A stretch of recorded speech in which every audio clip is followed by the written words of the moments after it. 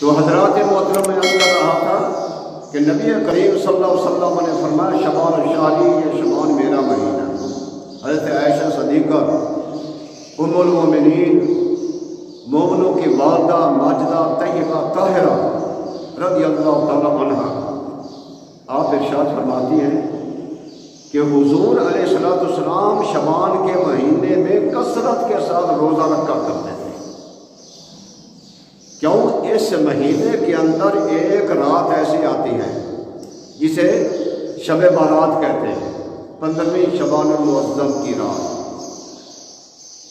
اس شبان کے اندر حضور علیہ السلام فرماتے ہیں کہ بندوں کے پچھلے اعمال، یعنی پچھلی شب برات سے لے کر اس شب برات تک اس نے جو بھی کیا ہے بندے نے، اچھے کام کیے ہیں یا برے کام کیے ہیں، نیک کام کیے ہیں یا گندے کام کیے ہیں، جیسے بھی کیے ہیں، تمام اعمال ہر بندے کے اللہ کی بارگاہ میں پہنچتے ہیں،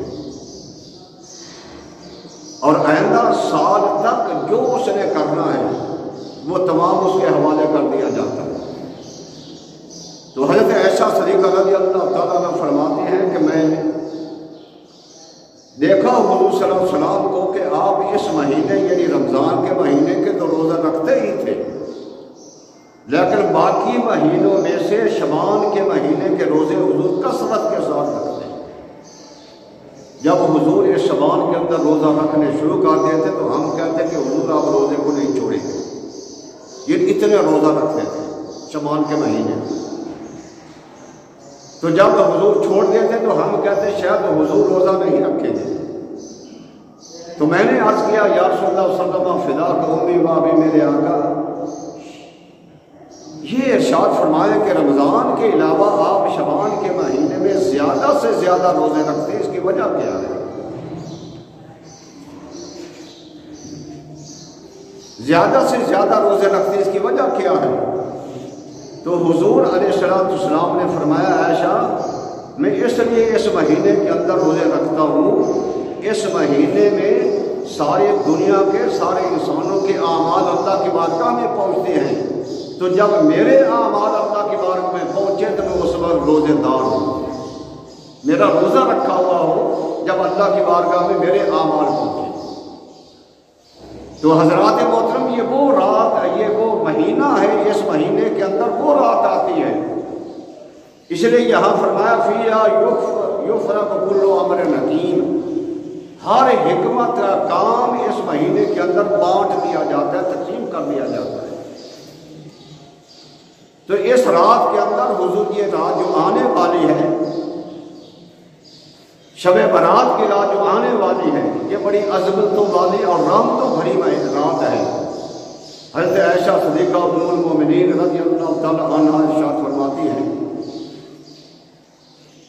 کہ ایک رات 15ویں شبان المعظم کی رات تھی، حضور کی باری میرے گھر میں تھی، میرے پاس حضور آرام کر رہے تھے، تو اچانک ہی حضور آہستہ سے آرام کے ساتھ میرے بسترے سے علیحدہ ہو گئے۔ جب علیحدہ ہو گئے مجھے میری آنکھ کھلی، میں نے کہا کہ شاید حضور کسی دوسری بیوی یہاں چلے گئے ہیں۔ میں اٹھ کر پہلے میں اپنے حجرے میں ہاتھ مارنے لگی، اندھیرا ہوتا تھا، تو فرمایا میرا ہاتھ جو ہے حضور کے پاؤں کے ساتھ مس ہو گیا، دیکھا کہ حضور سجدے میں پڑے ہوئے ہیں، سجدے میں پڑے ہوئے ہیں، اور حضور نے اتنا لمبا سجدہ کیا کہ میں سمجھی کہ شاید حضور کی روح پاک جو ہے وہ پرواز کر چکی ہے، اللہ کو پیارے ہو چکے ہیں۔ میں نے پھر حضور کے پاؤں کو ہلایا، حضور نے حرکت دی، مجھے سکون ملا۔ جب حضور صلی اللہ علیہ وسلم نے نماز ادا فرما لی تو مجھ سے کہنے لگے کہ اے عائشہ تو جانتی ہے کہ یہ رات کون سی ہے؟ عرض کیا یا رسول اللہ صلی اللہ علیہ رسول عالم، اللہ جانے یا اس کا رسول جانے، مجھے کیا پتا۔ آپ نے فرمایا یہ شبان المعظم کی 15ویں رات ہے، شب بارات اسے کہتے ہیں۔ فرمایا یہ وہ رات ہے، بنی کلب، یہ ایک ریوڑ تھا، ایک قبیلہ تھا مدینہ میں، اور اس کی بکریاں بہت زیادہ تھیں، تو حضور علیہ السلام فرماتے کہ اس رات میں جو بنی کلب ہے اس کا ریوڑ جو ہے بکریوں کا، ان بکریوں کے اوپر جتنے بال آتے ہیں ان بالوں کے برابر اللہ جل مجدہ اس رات میں میرے امتی کو بخش دیتا ہے، میرے امتیوں کی مغفرت فرما دیتا ہے اس رات کے اندر۔ یہ وہ رات ہے۔ اب دیکھیں کہ کتنی عظمت والی رات، کتنی برکتوں والی رات۔ افسوس ہم پر آتا ہے کہ ہم اس کو یوں ہی گزار لیتے ہیں، کبھی اللہ کی بارگاہ میں سجدہ سجود نہیں ہوتے، اللہ کی بارگاہ سے کوئی معافی نہیں مانگتے، اللہ کی بارگاہ میں کبھی اپنے گناہوں سے مغفرت نہیں چاہتے، ہم یوں ہی گزار دیتے ہیں کاروبار کے اندر یا کھیل و کود کے اندر۔ تو حضرات محترم، ہمیں ان چیزوں سے غافل نہیں ہونا چاہیے۔ کب تک غافل رہو گے؟